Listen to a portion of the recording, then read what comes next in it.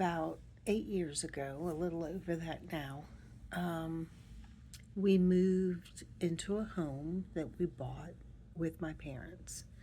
The idea was that as they got older, should they need help, we would already be here in place um, to help them. And as you know, many people know, um, mom had dementia. Um, at the time, uh, I could tell that her personality had begun to change. Um, at first, I thought, well, you know, she's just getting older, and the stress from moving um, in your late 70s. Uh, and so that's about what I thought of it. Mom and I had always been close, shared things spiritually, and I just felt safe around her. She was home, you know? And so um, there's always, and you may not have been through this, but there's a lot of commotion when you combine two households.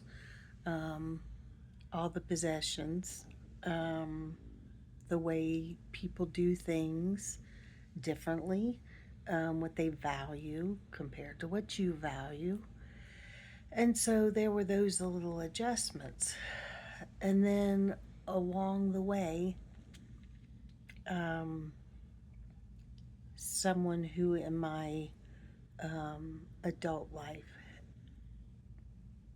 my teen life, had always been patient and caring and um,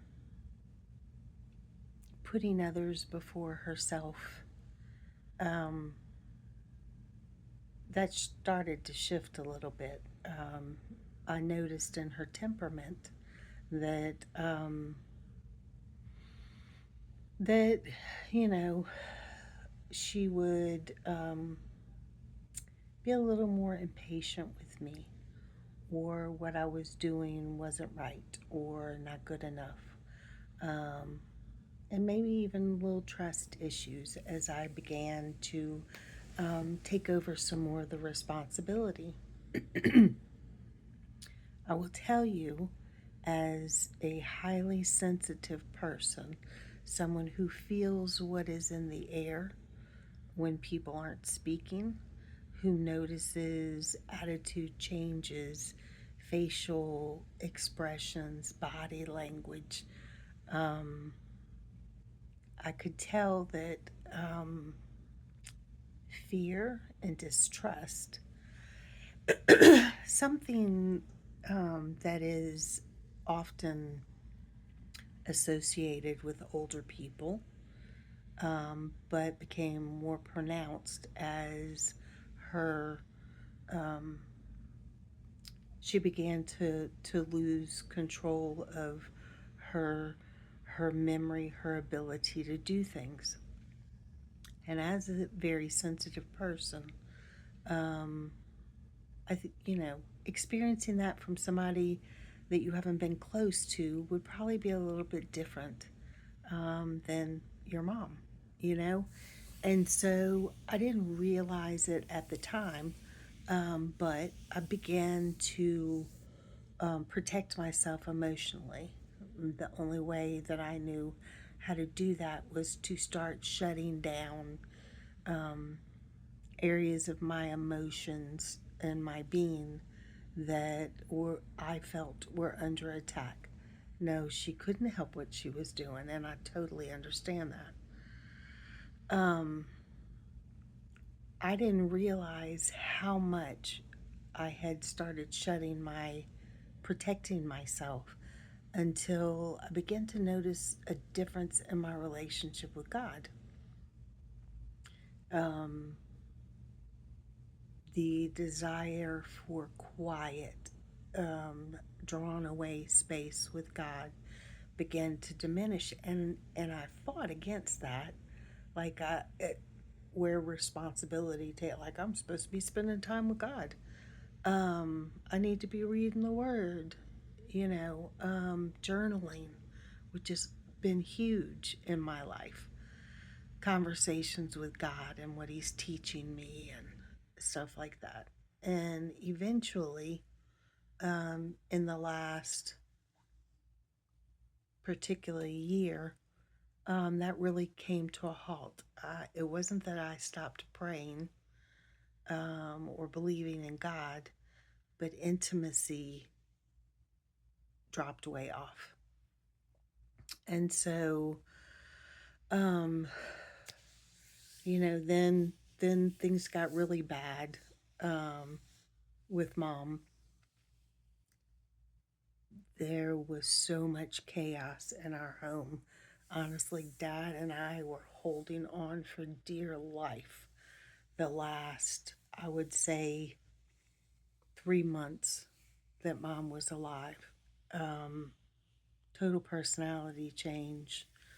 Um, and without disrespect to my mom, because I knew she couldn't help it, fear and anger became a constant in our life with her. And so, um, and also, I do think it's important to say that although she was a huge trauma inflictor in my life, there was such a love and protection for her, a desire for her to feel safe and secure. And I do believe that she felt that way, as witnessed in the fact that usually I was the one who could calm her. She spent a lot of time in here with me, um, listening to music, just laying on the bed. Um, I believe it was a calm, peaceful place for her in the midst of all this turmoil in her mind. And she would say that. She was like, it's so messed up in here, you know? And so it really brought out a protective mode in me. And so, as you know, she passed. She is whole and healthy and sees this life through a perspective um, that is amazing. You know, it is, she is seen with the eyes that God sees, you know? So don't believe she lives with regret or shame or hurt for what we went through at all. Anyway, it hasn't even been 2 months yet. It feels like a combination of time stopping, um, like, yeah, just time stopped. And so, anytime you shut down your emotions to protect yourself from trauma, whatever, um, the people that love you and that live with you pay the price. And so I don't say any of this out of guilt. It is simply from understanding, and my husband has been amazing. If you had told me 20 years ago, even 10 years ago, that he was um, going to be the one who who held me together and let me fall apart, I wouldn't have believed it, you know?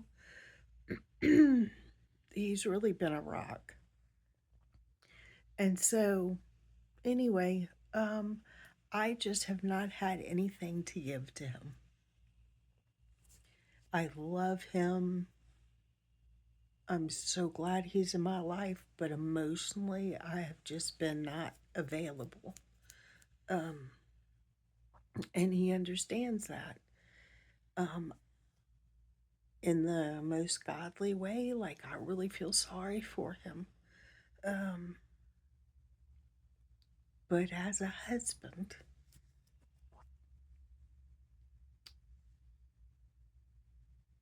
he is to be my safe place. He is to be the one who takes care of me just as much as I should be that for him.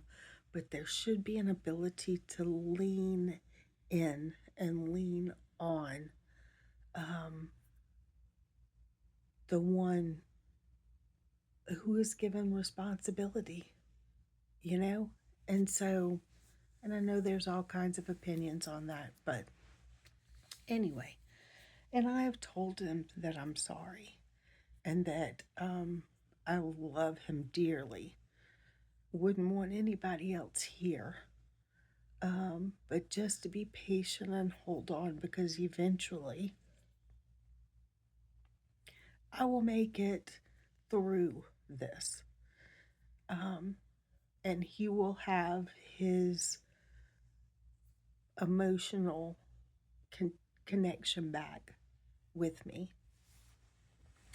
So, yesterday we went and saw a movie, um, really getting out.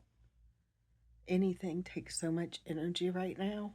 Um, but anyway, went and saw a movie. It was a sweet day, and we enjoyed being together. Had some good time for a talk while we were riding. Um, and I told him again, as I've told him many times, like, I want you to be aware that I understand that I haven't been able to be the one that I was. Goodness, probably a lot longer than he imagines, because we all can wear masks pretty well, right? And do what is important to do. Um, but I just told him I was sorry and to hold on. I can tell when it's bothering him, you know, because there's the sensitivity there. I just wanted him to know, like, I'm not ignoring the fact that you miss me.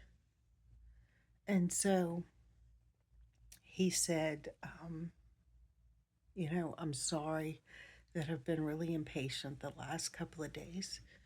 He said, and I told him, I said, I can feel it in the air.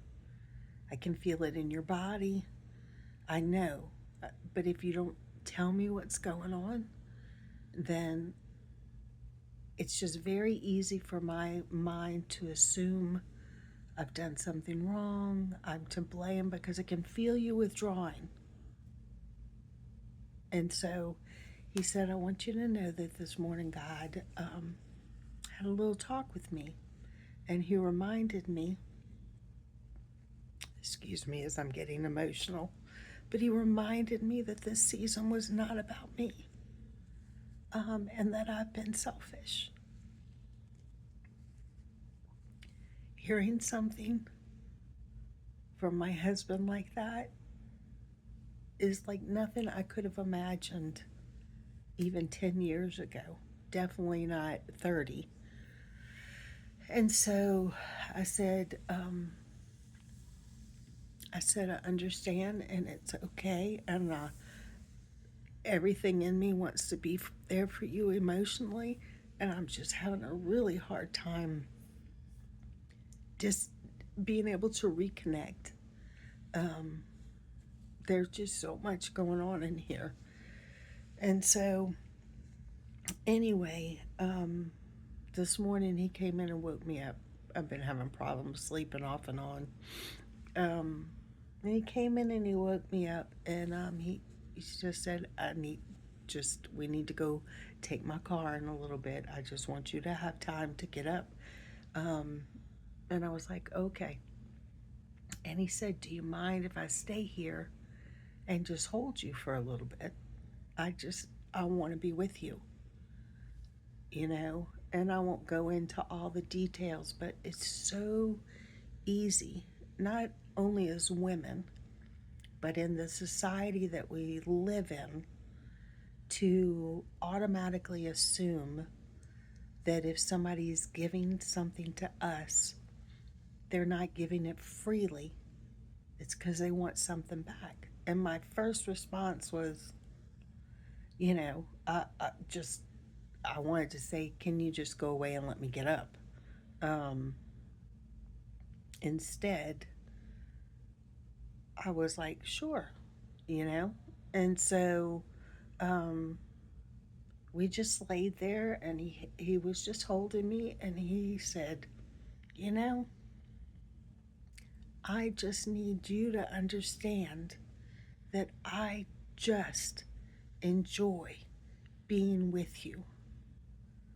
I love you and I think you're beautiful and I just just want to be with you, to touch you, to hold you, to be here for you.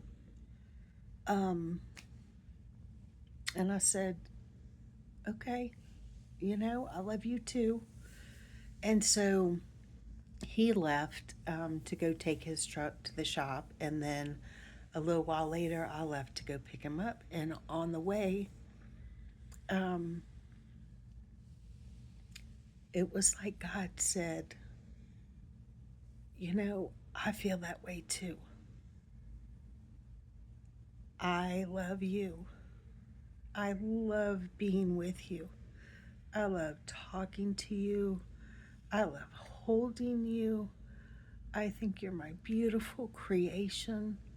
I just enjoy being with you and hearing your voice and talking to you about things. And I thought, no, like, he has no agenda. It's not like I'm going to visit her and make sure she's still mine so I can use her so she'll get out there and tell the world about me. No, he just enjoys me. He just enjoys you, the one that he created, that he knows so intimately. And there's not an agenda. You know, the enemy has an agenda. God just wants to enjoy us. He wants us to enjoy being loved by Him, not because of what we will do for Him, just because He loves the relationship. And you know what? Like, when He's spending time loving on us and being with us, he's not he's not thinking about all we've messed up on, all we haven't gotten right, how we're not loving him properly, how we are not so, thankful for the death of Jesus on the cross, that we would be willing to be ripped apart as martyrs. No, and it hit me. I know that truth. But in the circumstances where my heart is tender and broken, those truths hit differently. Because what if God came to me at this point and said, okay, now you're failing here. You are not living up to my expectations. You're not worshiping me, and you are not loving me, and you're not talking to me, and you're not reading the word, and you're not journaling, all those things that prove you love me. Is that the kind of person you want to be around? The kind of God you want to be around? No. It is the one that recognizes where you are at this time and just loves you so much. They just want to be in your presence. They just want to hear your voice. They just want to touch you and hold you. That's the God that I love. you know? And so until my tank is filled again, until my tank is overflowing by the compassion and the love and the energy and the vitality of God, nobody wants what I have. And in all honesty, I think, you know, scripture says that we will be known by our love. Not because we fed a homeless person or clothed someone. Those are signs of love. But the love that we will be known by is the love that has filled our tank to overflowing. That is a mystical, marvelous, amazing, otherworldly love that is not available to those who do not know Him. They can't give it. And I really, really wonder whether the church has had less impact. Their actions speak of a love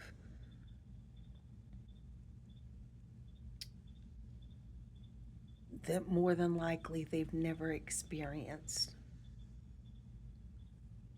I don't know. I hope this makes some kind of sense, but I wanted to put this down for myself because when I was riding in the car alone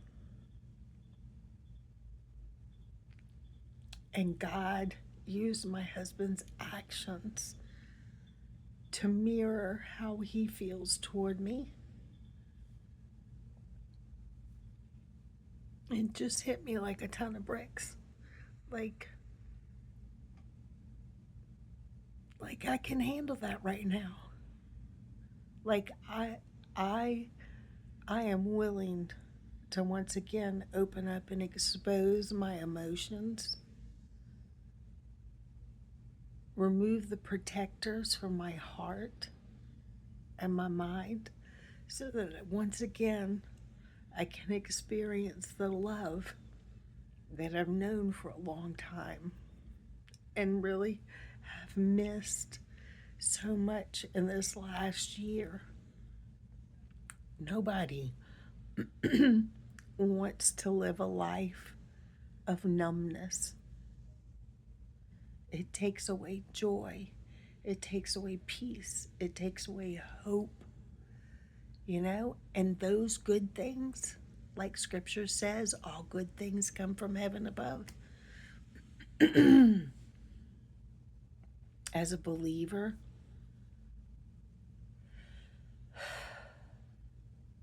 I need to feel God. I can't live without that, you know? And I have been in survival mode. And He understands that. He's not miffed, he's not mad, he's not upset, he's not withdrawn himself. Even if I couldn't feel it, He's been here all along going, I just want to be with you. Just let me be with you. So I'll stop there. I don't even know if I'll post this. Um, but I wanted to remember that feeling of safety and security that I felt when He spoke to me in the car. And so I hope this makes sense. And maybe it's something that'll help you. And maybe it's just me doing I don't know, a video journal. You know, I'm sure that's probably a thing somewhere. But I don't know. I just want you to know that I love you. And He loves you so much more.